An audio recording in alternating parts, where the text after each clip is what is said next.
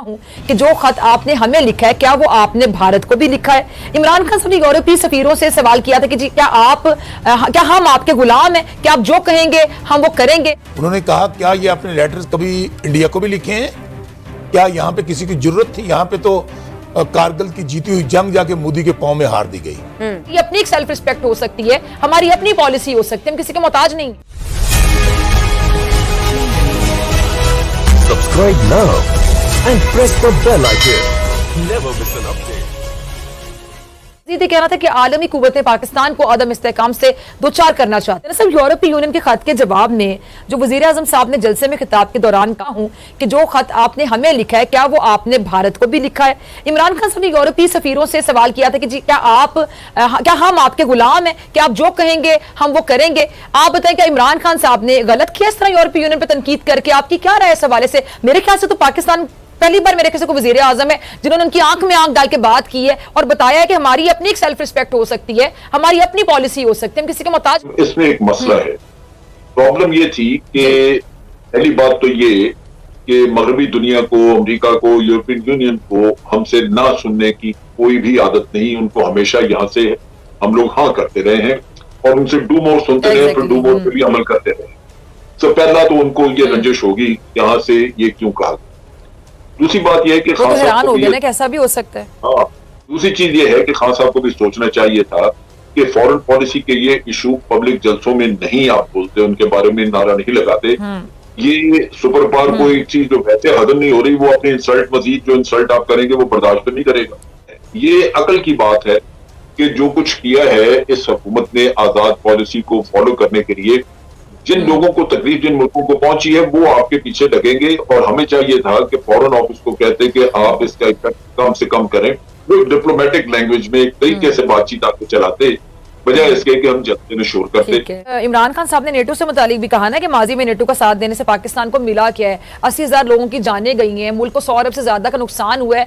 तो आप बताएं कि नेटो यूक्रेन का साथ देने के लिए अमली तौर पर कुछ नहीं कर रहा, मगर हमसे ये क्या चाहता है, या इसके पाकिस्तान को प्रेशर में डालकर कुछ और मकासद? नेटो का ताल्लुक है, ये बात भी बिल्कुल दुरुस्त है कि हमने अफगानिस्तान में उनका साथ निभाया और हमें कई साल तक, 20 साल आप समझ लीजिए कि इन्होंने धोखा दिए रखा।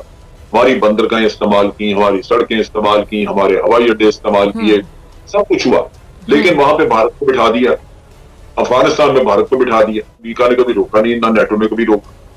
तो शिकवा तो हमारा दुरुस्त है, लेकिन नेटो जो है वो आइंदा भी कोई ना कोई इस तरह का मसला खोल सकता है। लिहाजा हमें इस चीज को भी तरीके से हैंडल करना चाहिए, बजाय इसके कि हम हेड ऑन लोगों को जाके बात करें कि तुमने ये किया वो किया और तुमने हमारा शुक्रिया क्यों नहीं अदा किया। ये सारी चीजें हमें फॉरेन ऑफिस पे छोड़नी चाहिए।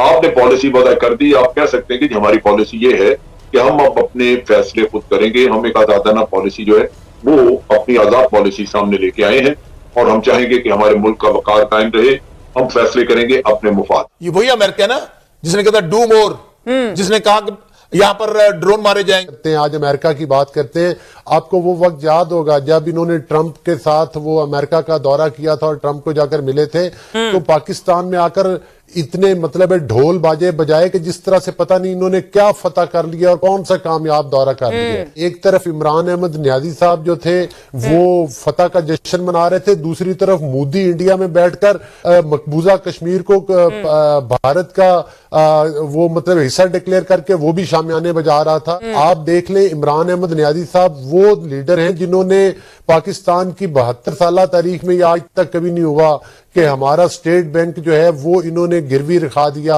यूरोपियन यूनियन लेटर लिखे पाकिस्तान को कि जी आप रशिया को सपोर्ट मत करें। उन्होंने कहा क्या ये अपने लेटर्स कभी इंडिया को भी लिखे हैं, क्या यहाँ पे किसी की जरूरत थी? यहाँ पे तो कारगिल की जीती हुई जंग जाके मोदी के पांव में हार दी गई। यहाँ पर तो सालगिरह पे इनवाइट किए जाते रहे, यहाँ पर तो जाके ये कहा जाता रहा कि मैंने आपसे अलग मिलना है, जरा मैं अगर उनके सामने मिलूंगा तो पाकिस्तान में फौज वाले मेरी सख्ती ले आएंगे।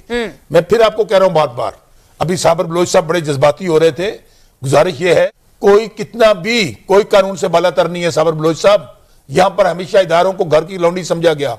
यहां पर जो जितना ताकतवर था उसने ये समझा कि सुप्रीम कोर्ट है, नैब है, ये मेरे सब मेरे जर खरीद गुलाम है। यहां पर अगर उन्होंने सुप्रीम कोर्ट ने कोई नोटिस लिया तो क्या यहां नहीं देखा लोगों ने कि सुप्रीम कोर्टों पे हमले किए गए, उन्होंने जाके बाथरूमों में अपनी जानें बचाई? क्या यहां नहीं देखा गया कि जब कोर्ट में बुलाया गया उन्होंने ये कहा कि कौन होते हैं हमें बुलाने वाले?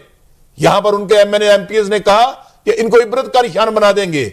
आज यहां पर रूल ऑफ लॉ होना चाहिए। पाकिस्तान की बदकिस्मती क्या है कि यहां गरीब का पाकिस्तान, आज भी इमरान खान ने जो नारा लगाया था, मैं समझता हूं 4 साल हम कामयाब नहीं हुए। आज भी गरीब का पाकिस्तान और है, अमीर का और है, ताकतवर का और है, कमजोर का और है। आज भी यहां बैठकर यह कहा जाता है कोई हमारा बगाड़ सकता है तो बगाड़ ले। क्या अदालतों में सिर्फ जो जेब कुतरे हैं उनको सजाएं होनी है?